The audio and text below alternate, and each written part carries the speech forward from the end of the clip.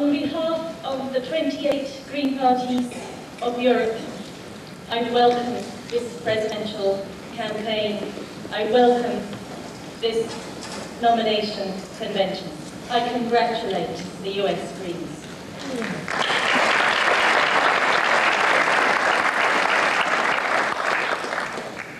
In Europe, we've had a head start.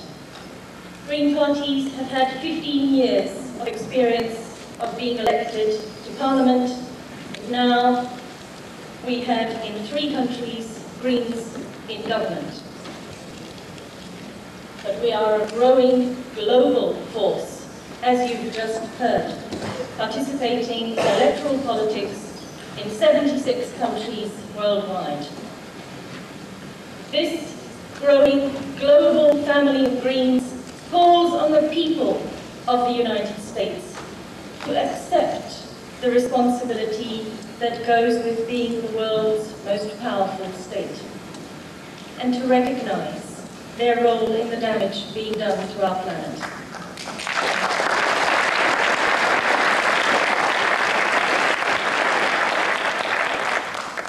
We're asking the people of America to reject the politicians who offer only greed and selfishness, and to join with all of us as fellow participants, fellow occupants of this earth. One way they can begin is by supporting this Green presidential campaign.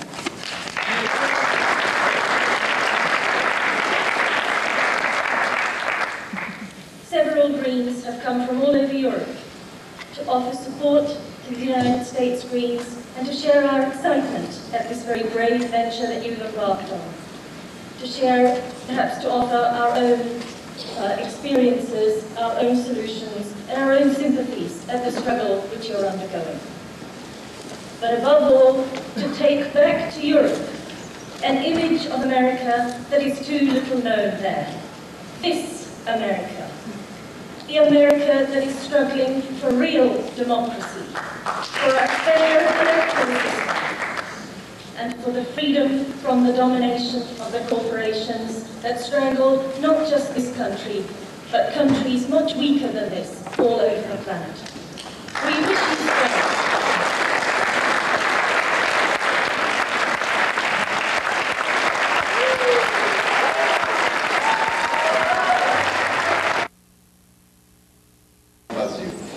Os cidadãos americanos podem votar no Brasil e nós pretendemos fazer a campanha de Ralph Nader no Brasil no sentido de nos solidarizarmos não pelo ponto de vista de votos, mas sob o ponto de vista dessa energia verde que deve ser de todo mundo. In Brazil, we cultivate solidarity, and the Green Party is a solidarity party by nature. American citizens can vote in Brazil, and we have campaigned before for foreign candidates in Brazil. The Green Party in Brazil will be campaigning for Ralph Nader so American citizens can vote in Brazil in transit.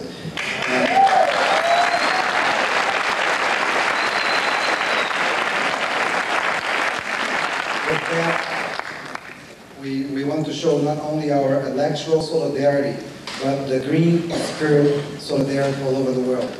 Thank you very much.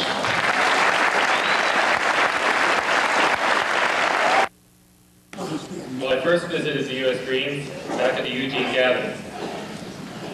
You've come a long way.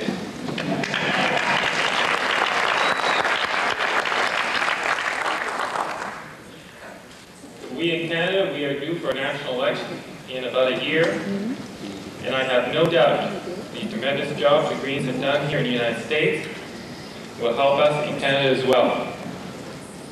You are an inspiration.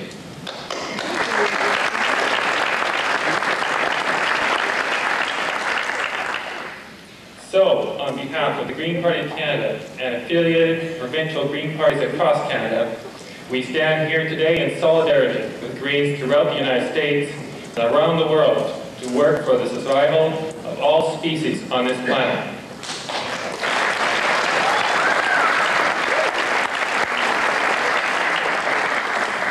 I congratulate you on your selections for President and Vice Presidents.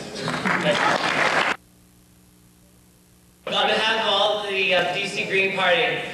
I pledge our electors, our 3 electoral votes, to Ralph Nader for president.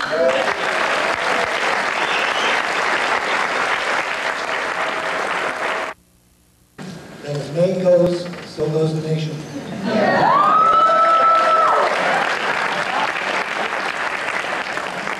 I am proud to say that Maine, the Green Party in the state of Maine, the great state of Maine, is the first state to place Ralph Nader on the ballot for President of the United States.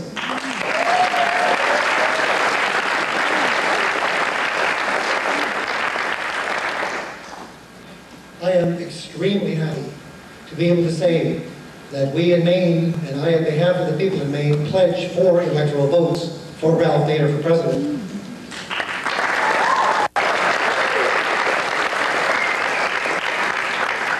We hope very much and expect that he will get the necessary 5% we need in order to sustain our ballot status, which we won in 1994 when Jonathan Carter got 7% of the vote. My own campaign for the United States Senate as a Green in the state of Maine will parallel, it is paralleling that of the campaign for Ralph Nader. I feel that we have obviously a lot in common, and that we have similar goals. I also have to say, however, that whereas he has more modest goals than myself, since I am in a 5-way race, and I have a very strong organization, and I will be in 7 debates on TV, that I am out to win this race.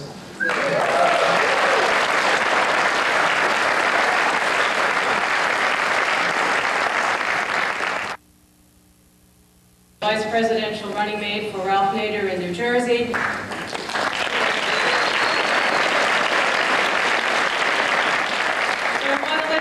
That in New Jersey we needed just 800 signatures to put Ralph Nader on the ballot, but we got 2,994.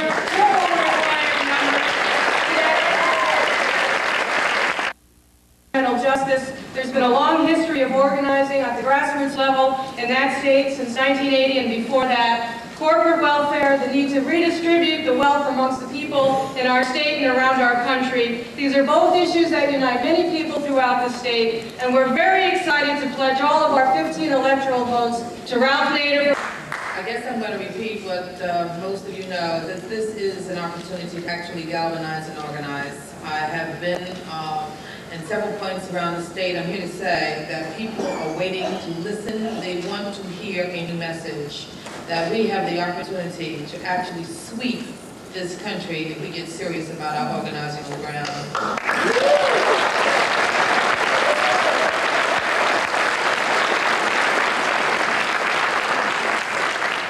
We are the only party with an intelligent alternative, and people know it.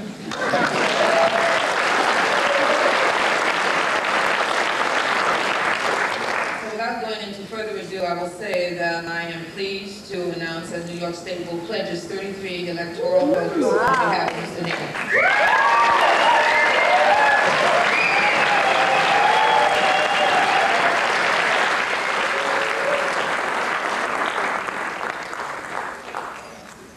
Another one of our vice presidential candidates, will introduce the next group of state speakers. But I want to give you a little more background on Madeline. She just told a little about herself. Madeline, of course, will be on the New Jersey ticket, and she's the grassroots environmental organizer. She started something called the Grassroots Environmental Organization, GREO, which has been instrumental in providing support to some 125 community groups on the front lines of New Jersey's toxic waste wars.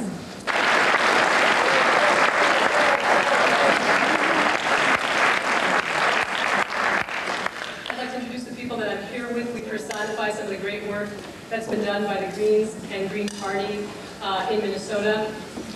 First, I'd like to introduce Ken Pentel. If you'd stand up for just a moment, Ken. She's just done a tremendous amount of work and a great job. We must get 2,000 signatures for Nader by September 10th. We're well on the way. We're entirely confident that we'll do it. So we pledge our 10 electoral votes to Ralph Nader. Just a little bit about the history of how it happened in Missouri, because I think it's a good lesson in how we can do things when we decide to put aside our differences and work together. The Ralph Nader initiative in Missouri came out of a Missouri-Kansas Citizen Alliance, which was a greater Kansas City network of progressive populist Greens who began meeting in late '95 to explore ways we could become an effective third force in Missouri-Kansas politics. When we learned that Ralph Nader would be on the primary ballot of the California Green Party, we immediately recognized a great opportunity when we saw one. And the Missourians immediately formed a Ralph Nader committee for Missouri.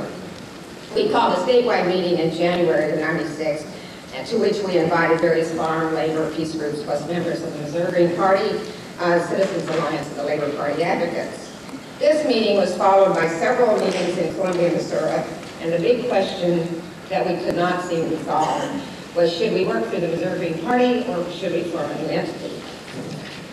The overwhelming sentiment of the group was to form a new entity, but the problem just wouldn't go away. So finally, with the true sense of urgency of the times and the need for all of us to unite, some of us let go of our own long-standing animosity and resolve the issue by all joining together and becoming part of the Missouri Green Party.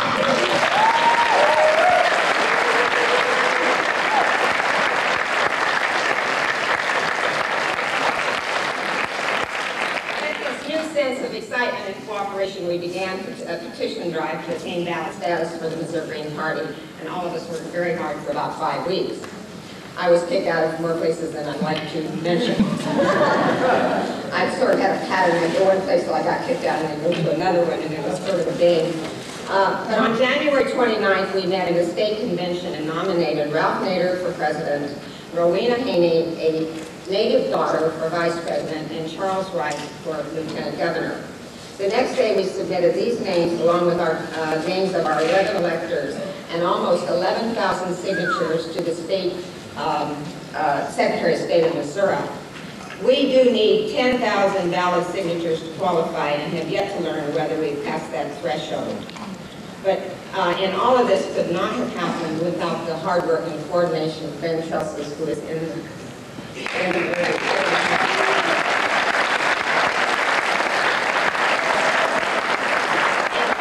also Matt Harline, who I think some of you have met, who is our Green Council member from Columbia, Missouri. All of us in Missouri are very excited about being a part, along with all of you, in this new beginning. A beginning that will grow in strength, cohesiveness, and rightness to become a force equal to the immense challenge that we face. For if we are to survive as a free people, we must challenge corporate America and its two-party surrogates. And more importantly, we must provide a vision and the tools to build a new, vital, caring democracy that will serve all of our citizens, and particularly all of our children. We in Missouri are very proud and pleased to add our 11 electoral votes to help elect Ralph Nader president.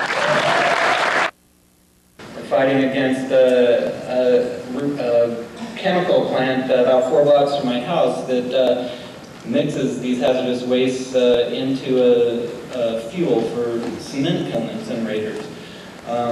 Ohio processes this kind of stuff at a rate higher than most states. We also have a problem with 4 facilities that were used to produce nuclear weapons during the nuclear weapons race. And these 4 facilities, along with 2 nuclear power plants and many other low-level radioactive waste generators, have along with the rest of the nuclear industry, plan to build a low-level radioactive waste dump in Ohio somewhere similar to the one that's scheduled for Ward Valley. And we in Ohio, along with others, are circulating a petition now to place a constitutional amendment on our ballot which would limit the state's role in the disposal and storage of radioactive waste in Ohio. We're also circulating a petition to form the Green Party of Ohio for the 1998 elections. And I'm very happy to pledge Ohio's 21 electoral votes to Ralph Nader and the Green Party.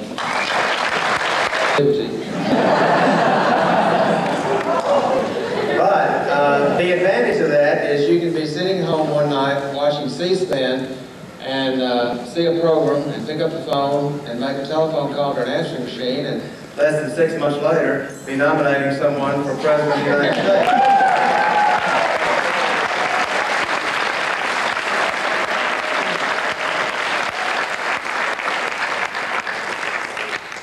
And it is unfortunate that there is not more recent progressive activity in the American South, because we are among the most exploited regions in the country. We leave the nation and people on death row in right-to-work states, but hopefully this campaign will play a part in beginning the change of that.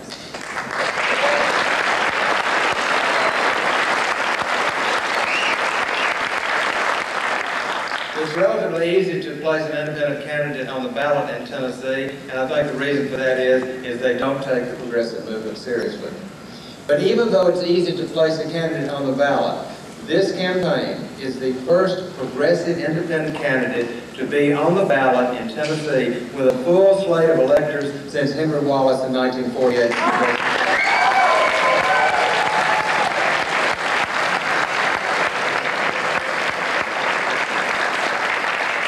I want to thank Linda and Tom for the direction they gave us, and Greg Jan for the cheerleading.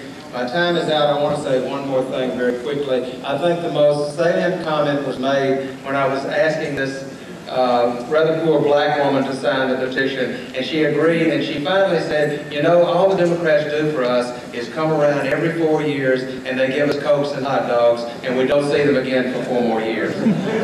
Our goal in this campaign is on November the 5th to have a victory party and declare a Green Party of Tennessee.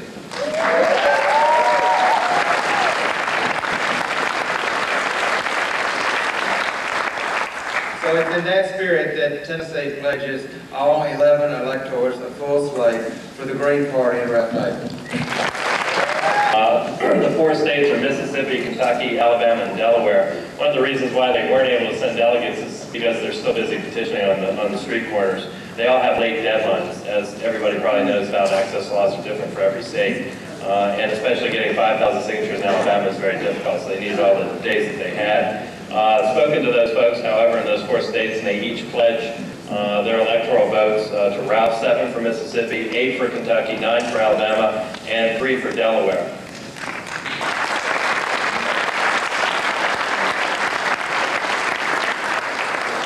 And if I can mention one more thing real quickly, it's the success story that Alabama has become. The folks from Florida, where they're running a very active writing campaign, have actually traveled both to Alabama and Mississippi to help out, to lend a hand in an area that's very typically been tough for organizing. And so they're lending a hand in that department. Finally, there are 3 states that are currently in litigation, Wyoming, Virginia, and Arizona. Those folks not only took on the ballot access drive, but they're also taking on the legal system and the unconstitutional statutes that make it very difficult in those states to gain ballot access for the Green Party. So when those folks come up, Wyoming, Virginia, and Arizona, I think we should give them a hand as well. Thank you very much. My name is Jim Sykes, and I would like to say that we had an unexpected pleasure. A second green came from Alaska, our U.S. Senate candidate, Jed Whitaker. He's right here. Would you stand up, please, Jed?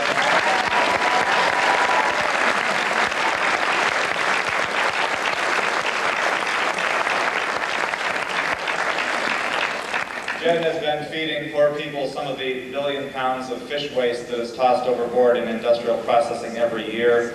And he is running against Senator Stevens, who has voted for increases in our military budget almost every year. 45% of our federal budget is what Senator Stevens is partially responsible for. I would like to say a couple of things about the history of the Green Party of Alaska. Ours is a little stranger beginning than almost any of the others, but 3 green groups organized starting in 1988. In 1989, some of you might have heard of a little incident we had in Prince William Sound called the Exxon Valdez, which definitely helped us organize during 1990. I decided to run because I didn't like any of the other candidates, and I figured if I became the candidate, nobody could shut me up, and that has been the case.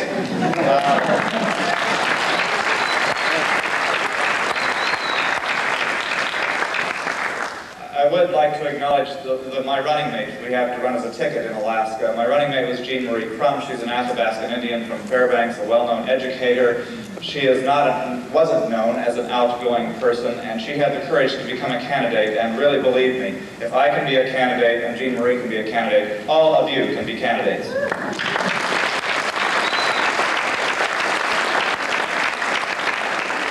Very briefly, we have elected several local officials who do not run in partisan offices. We have had statewide candidates every election, always increasing our percentage. The best we've done in a state race is 13%. Johnny Whitmore, who has now become a Democrat, but anyway, as a Green 2 years ago, running for U.S. Congress, got about 11% of the vote. I am here representing something that happened on solstice, which is when our conventions normally take place, a new beginning of earth, spring, all of that good stuff. And this past year, I would like to represent that our convention, by consensus, after thorough deliberation and no animosity, by consensus, is pledged to all of our electors to Ralph Nader for president in 1996. Thank you very much.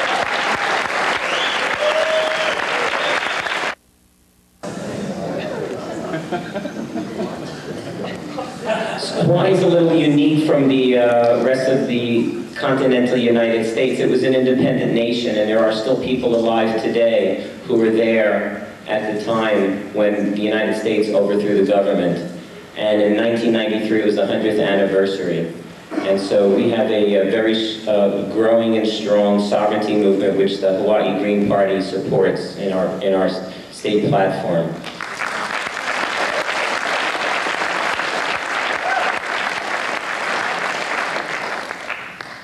In 1992, the Hawaii Green Party formed, and we were blessed with having 2 individuals run for office in our first election.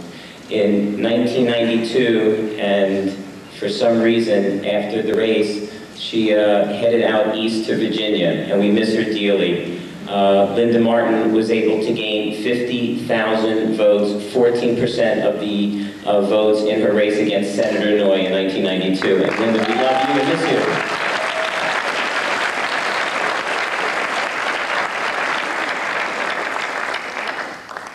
At the same time, in our very first election, the very first time that we were on the ballot, over on the Big Island of Hawaii, Keiko Bong was able to win her race, beating a Democrat incumbent and a Republican as a Green in a partisan race, the first time this had happened in the United States. Keiko.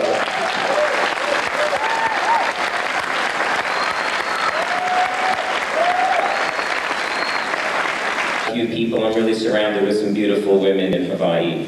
In 1994, Keiko ran again for re-election and defeated her opposition, gaining 60% of the vote.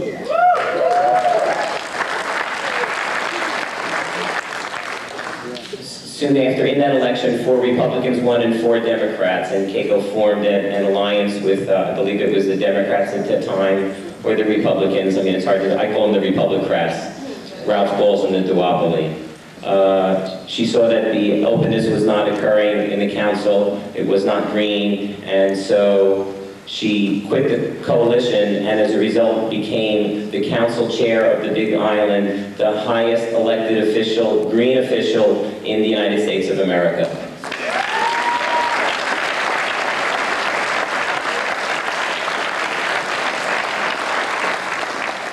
Now we have a natural tension that's happening here because we're a progressive grassroots organization and we're attempting to exist within rules and regulations and laws that are made by people that don't want us to be part of that system. And when we talk about grassroots, if you look around the room, we have 50 states plus the District of Columbia. That's 51 separate rules and regulations. That's pretty grassroots, and in each place we need to learn those rules. In Hawaii, it's easy to gain ballot status. You just need to get 1% of the people who voted in the last election. So now I'll tell you a story about what we have to deal with. In 1992, we were able to gain ballot status, and thanks to Linda Martin, we got 14% of the vote. And the law says that as long as you have 10% of the votes, you're on the ballot in the next year. So in 1994, we didn't petition, we got on the ballot again. We did not gain 10% of that election in a statewide race. For governor, we only got 4%. So in '96, we petitioned again. The law says that if you are on the ballot in 3 consecutive years, by petitioning, you are on the ballot for 10 years. And we successfully got on the ballot in 1996. Soon after that, before we started applauding, we discovered that the words in the legislation says if you successfully petition 3 times in a row. Well, in '94, we didn't have to petition. And so the state has ruled that we have not successfully been on the ballot for 3 years in a row.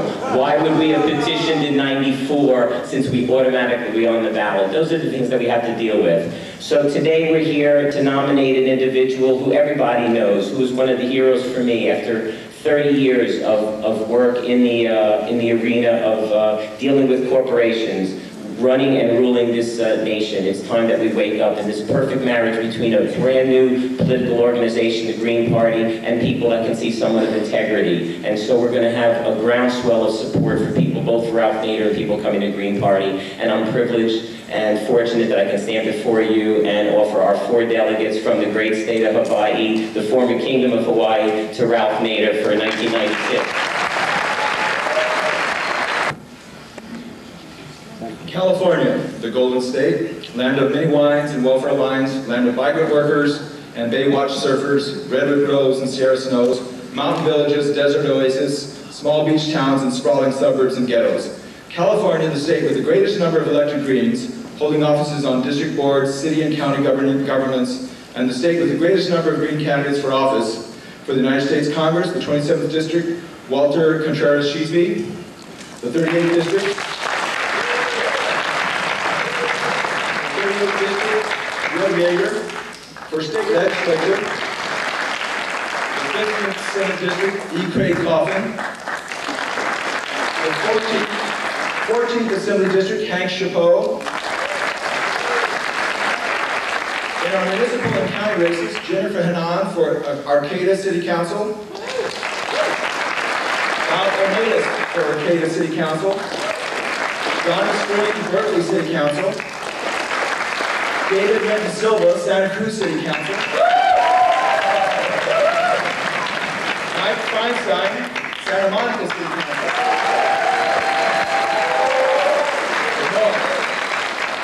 Tom Stafford, Ventura County Community College Board. Cynthia Strecker, Monte Rio Union School Board. Tim Fitzgerald, San Jose School Board.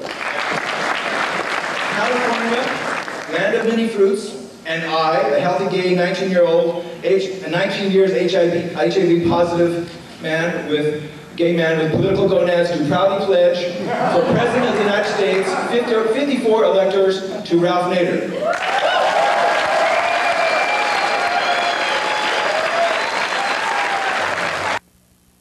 In San Francisco, the Green Party, working in coalition with other organizations, have placed proportional representation on the ballot.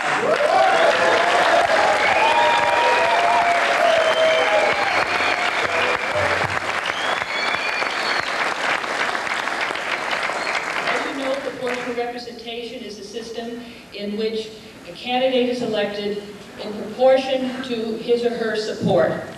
And if they get 10% of the vote, then they will get 10% of the seats. The party will get 10% of the seats. In the case of a local election, such as San Francisco, where it's nonpartisan, proportional representation will mean that it takes fewer votes for a candidate to be elected. And as a result, minority candidates, grassroots candidates have a real chance. They're not shut out as they are in our current winner-take-all system. I'd like to take just a moment to acknowledge one person in San Francisco who's here today that has worked tirelessly for us in this, which is Steve Hill.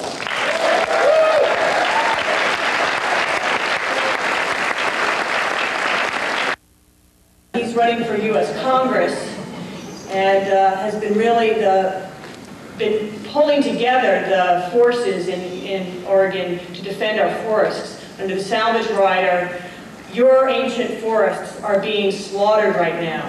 And so we've been taking to the woods. We've had almost 1,000 arrests since the passage of that incredible bill. And he's out there right now. That's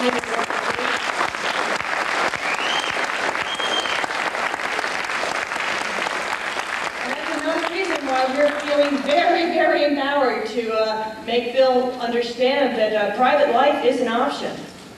If he doesn't start protecting the things that are near and dear to those of us on the ground. So we're very proud from the state of Oregon to give our 7 votes to Ralph Nader, and we will be working through the Draft Nader 96 offices in Portland and throughout the state to make sure that he is known as an option for president. Thank you. I'm Charles Laws from Massachusetts, and we'll get to that in a second. Thank you.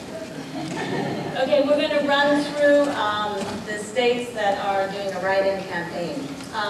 First, there was, I think, left out in North Dakota is still collecting, and if they don't gain ballot access, they will do a write-in. And the person we'd like to mention who isn't here is Harvey McLean, and he was the coordinator, so we'd like to acknowledge him.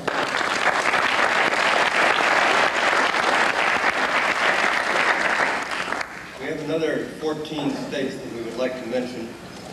Together with North Dakota, that comes to 163 electoral votes.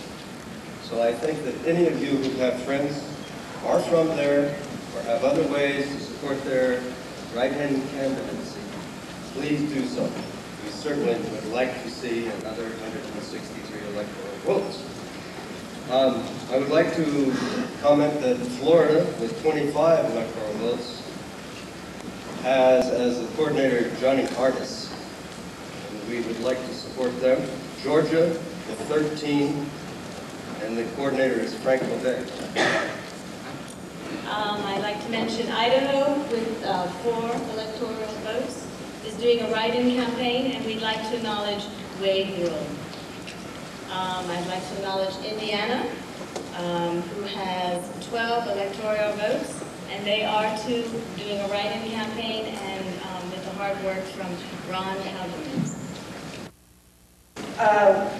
With the Nader effort, we've been able to double our registration in Arizona.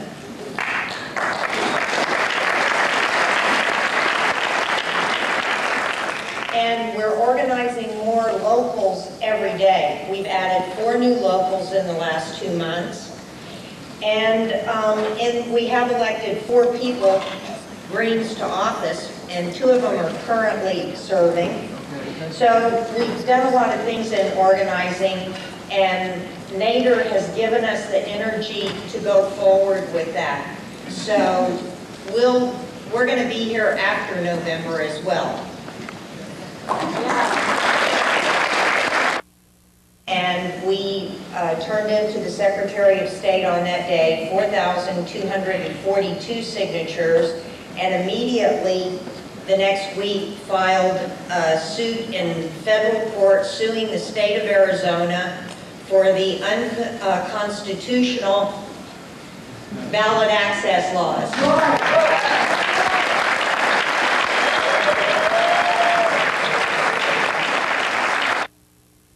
The Green Party of Colorado first appeared on the ballot in 1994. We ran our first candidates for public office, Philip Hubbard for governor, and Krista Paradise, who you already met, as lieutenant governor. We only got 17,000 votes in that election, but that did put us on the political map. So as a result, any voters who wish to do so in Colorado can register as Greens. This year, we are running 2 candidates for the Colorado State House, Gary Swing in House District 8, which is in Denver, Tico Embry in House District 1, which is also in Denver. On the Western Slope, Mike Chambliss is going to run a write-in campaign to put the heat on incumbent Congressman Scott McGinnis in Congressional District 3, who until very recently didn't have a Democratic opponent. The Green Party of Colorado is rooted in a long tradition of locally based movement work. Greens have been working in their communities since 1988 to preserve the environment, to fight toxic waste incineration, to promote alternative transportation, to promote single-payer health care, to promote citizen empowerment, to fight runaway growth, to promote genuinely affordable housing, and a variety of other issues. We have also built coalitions with minorities and labor groups, as well as a whole host of disenfranchised progressives who, until the Green Party of Colorado came on the scene, felt they had nowhere else to go. And they have joined us in this Ralph Nader campaign. I've never heard of the Green Party until April of this year, and I heard Ralph Nader was running in California on the ballot, so I wanted him to run in Nevada. So I switched from being a registered independent to a green and an organizer.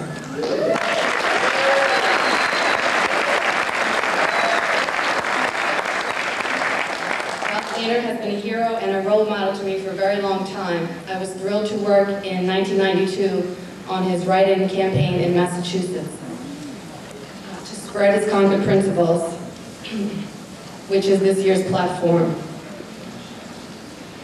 He was the only campaign that birthed a group called Citizens for Political Reform, which was to citizen education and to lobby to teach people about the Concord principles.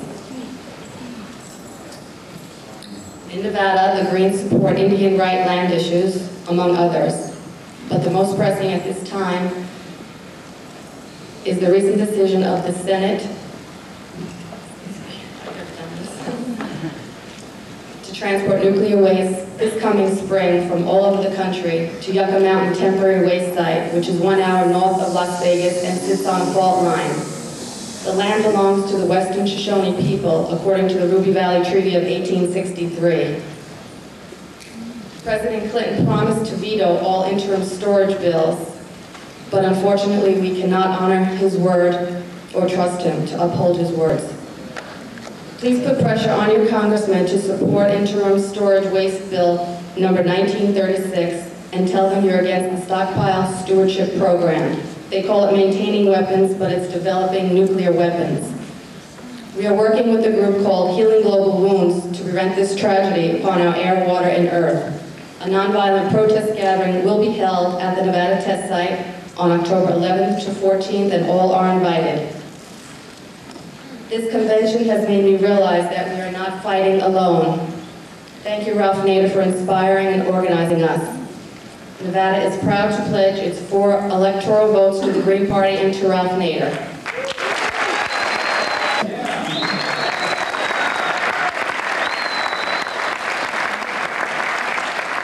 The petition effort in Utah was accomplished through a strong alliance that coordinated efforts of local Greens, Labor Party, and socialist activists, all people firmly interested in supporting a candidate of complete integrity who is in touch with the real issues facing the people of this nation.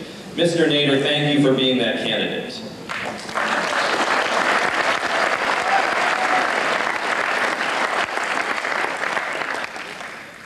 Now, Mr. Clinton, I have a word of advice. In the course of your campaign, don't bother stopping in Utah. You came in 3rd place during the 1992 election, and you will come in 3rd place again this year.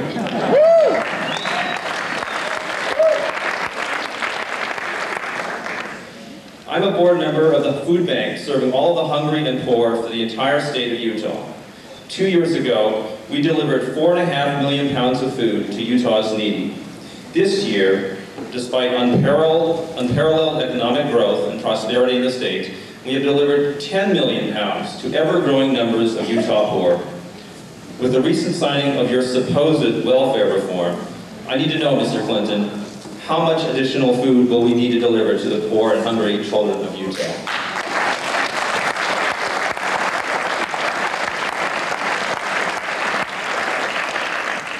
And Mr. Dole, I have a word of advice for you. Cigarettes are unhealthy. Please try to be just a little bit more subtle when the corporate interests that control you are speaking through your mouth. And finally, Mr. Nader, thank you for showing the voters of America that 2 wrongs do not make a right.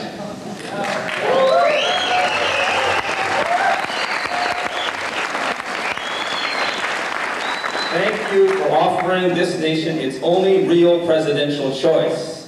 And to the Greens and all others who care and think, let's rock this vote.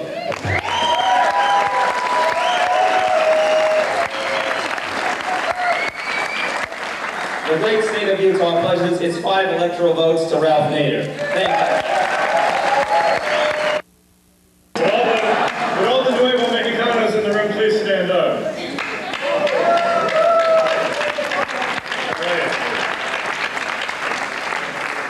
The New Mexico Green Party became a political party in 1992 through the work of some very dedicated activists, including Michael Collins, who was here earlier but who can't be here right now. We gained status as a major political party in 1994 when Roberto Mondragon and Stephen Schmidt ran for governor and lieutenant governor and got over 50,000 votes, or about 10%.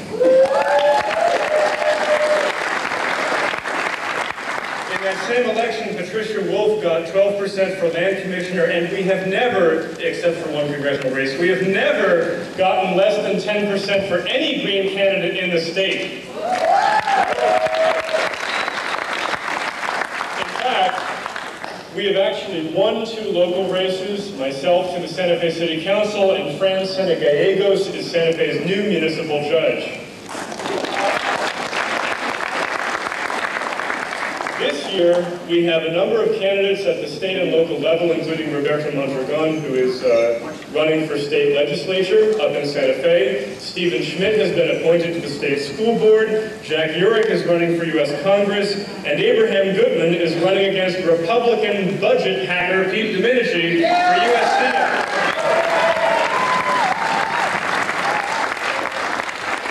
We intend to win that race. We believe we can win it, and we would love to put you up on our floors and couches and have you work with us on it.